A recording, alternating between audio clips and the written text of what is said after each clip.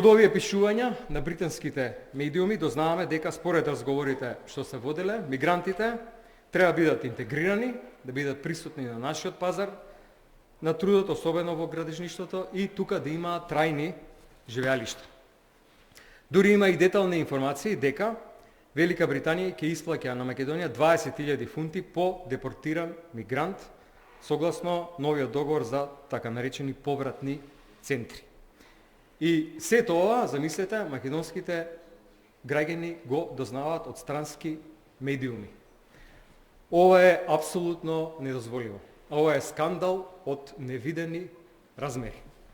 Не смееме да дозволиме насилно внесување на мигранти во нашата земја.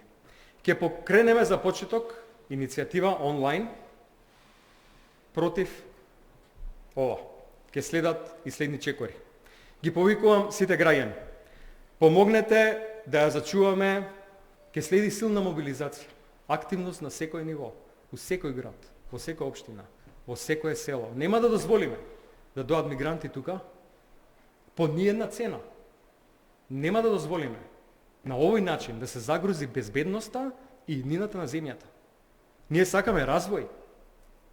Ние сакаме да сме дел од Европска унија. Не сакаме да сме мека на мигранти. Да дојдат луѓе кои што гледаме како се однесуваат во другите земји и какви проблеми ствараат. Насилства, протести, силувања, болести.